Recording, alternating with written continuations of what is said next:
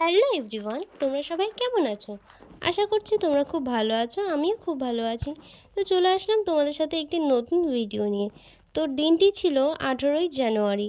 সেদিন ছিল মৌনী অমাবস্যা। তাই আমরা ভাবলাম এই বিশেষ দিনে মায়ের দর্শন করে আসি। তাই জন্য দেখো আমরা সকাল সকাল রেডি হয়ে বেরিয়ে পড়লাম। আর কোথায় যাচ্ছি সেটা তোমরা আশা করি বুঝতেই পেরেছো। হ্যাঁ, আমরা যাচ্ছি শ্যামসুন্দরী মায়ের কাছে। আর তাই জন্য আমরা সকাল 6টার বনগাঁ লোকালে উঠে পড়েছিলাম। সেখানের মহিলা কামরায় একটা সুন্দর জিনিস দেখতে পেলাম।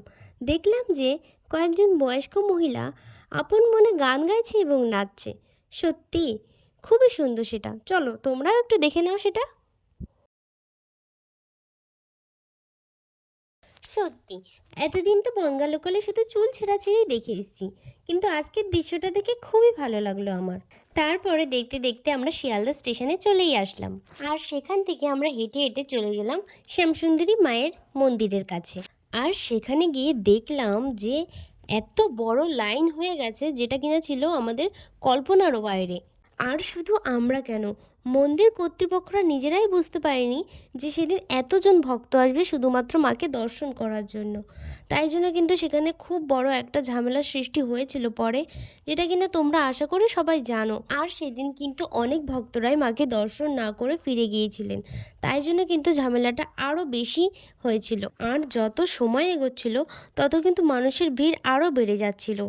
আর যেহেতু 4-5টা লাইন হয়ে গেছিলো, তাই সেগুলোকে সামলানোর ক্ষমতা কারোরই হচ্ছিল না। এখানে ঝামেলাটা জাস্ট একটু দেখো।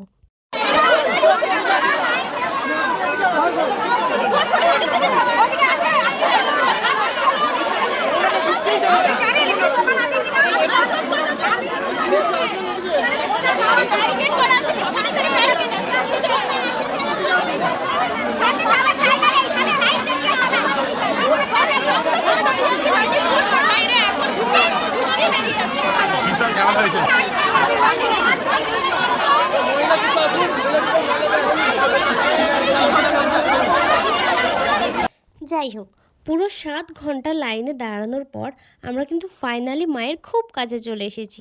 আর এখানে যেহেতু মাকে 5 বছরের বালিকা রূপে পুজো করা হয়, তাই জন্য কিন্তু আমরা মায়ের জন্য ফুল আর চকলেট এনেছিলাম। তো ফাইনালি কিন্তু আমরা মায়ের কাছে চলেই আসলাম। তাহলে চলো তোমাদের সাথেও মায়ের দর্শন করিয়ে দিই।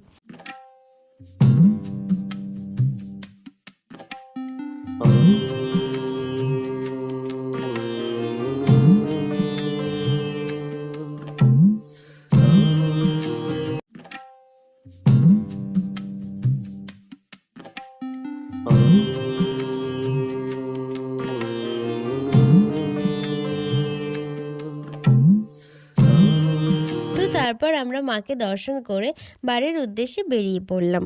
আর ফেরার সময় দেখি লাইন কমা তো দূরের কথা, লাইন শ্যামসুন্দরী মায়ের মন্দির থেকে শিয়ালদা স্টেশন অবধি পৌঁছে গেছে। তাও একটা না, 4-5টা। যাই হোক, সেখান থেকে বেরিয়ে আমরা চলে গেলাম একটা হোটেলে কিছু খাওয়া দাওয়া করার জন্য। আর যেহেতু সকাল থেকে উপোস ছিলাম, প্রচণ্ড খিদে পেয়ে গেছিলো। তো সেখান থেকে আমরা একটা ভেজ থালি অর্ডার করেছিলাম, কারণ সেদিন ছিল আমাদের নিরামিষ। তো আজকের মতো ভিডিওটা এই পর্যন্তই। দেখা হবে তোমাদের সাথে নেক্সট কোনো একটা ব্লগে। আর আমার ভিডিওটা যদি ভালো লেগে থাকে তাহলে লাইক, কমেন্ট, শেয়ার আর সাবস্ক্রাইব করে দিও। Bye bye.